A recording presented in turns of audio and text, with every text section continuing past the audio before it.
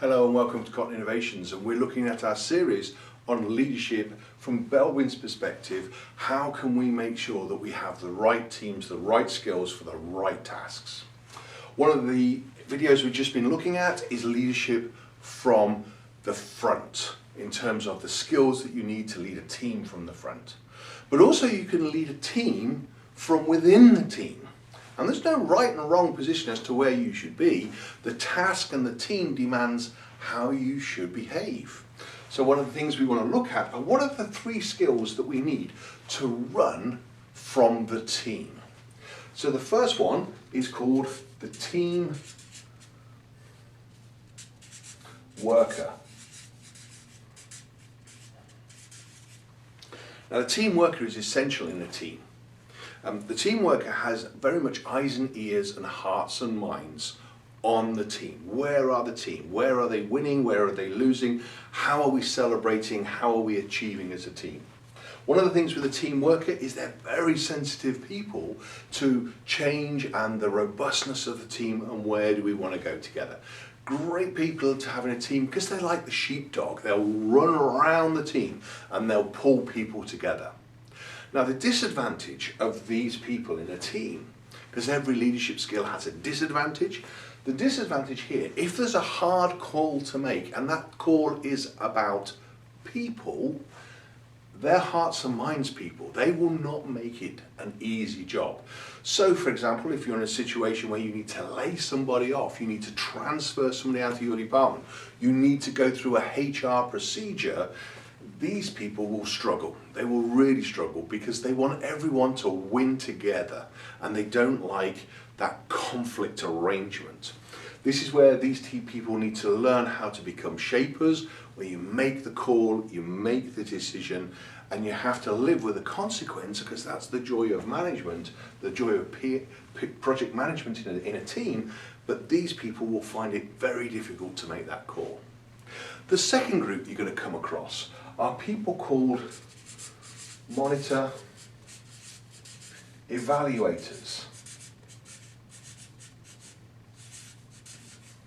Now a monitor evaluator is a really useful person to have in a team. They need to make sure that they've understood where the team is, what's the decision we need to make, have we got the skill sets, are we in a great position to move forward, what is it we're going to do, where we're going to go.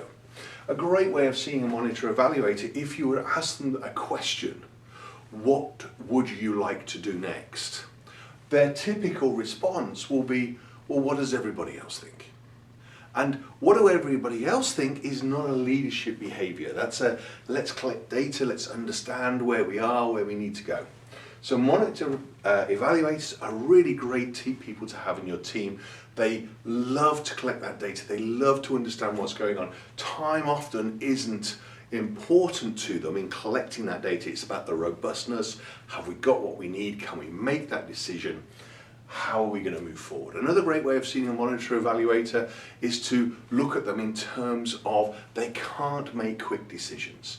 So if you're in a fast-moving team with fast-moving opportunities, these people will struggle to keep up because they haven't got enough data to make that call. The last group that we find in leading from the team is called the Resource Investigator.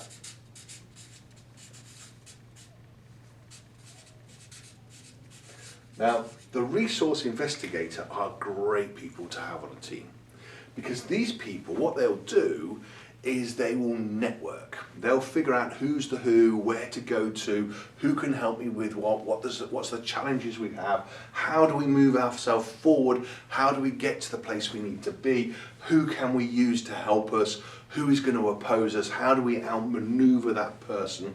Now the disadvantage with a resource investigator in a project is they are never at their desk, they're never in their office, they're always with somebody else. And a team can see them as a remote, not interested person. What the team needs to understand is they're building a network and they're making sure that project delivers because they're holding the network together. So they're really, really strong in terms of taking you forward. Their weakness, the team sees them as never present and therefore what are they doing? And that can be a real problem. So when we're looking at leading from the team, we have 3 leadership styles. Which of these is the best? Well, it all depends what I'm doing. As we said when we were looking at leading from the front, there is no right leadership behaviour to have.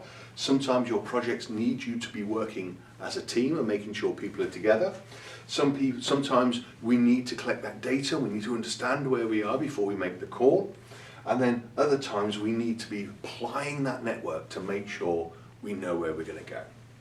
Watch these people, identify who they are, learn their skill sets. You may not be one of these.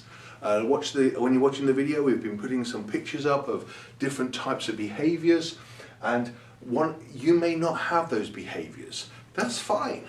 But as we've said it before in Belbin, you can change your behaviour to adopt these practices. Watch how these people work, listen and learn what they do, and start to copy or start to emulate those elements in your way, in your life, so you can become the team worker, the monitoring evaluator, the resource investigator as and when you need it.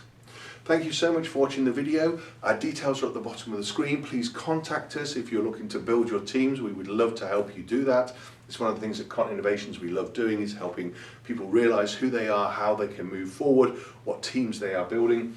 And we would love to be working with you. Contact us. We look forward to reaching out to you shortly, following your contact and helping you with this fantastic area. Thank you so much for watching the video. Goodbye.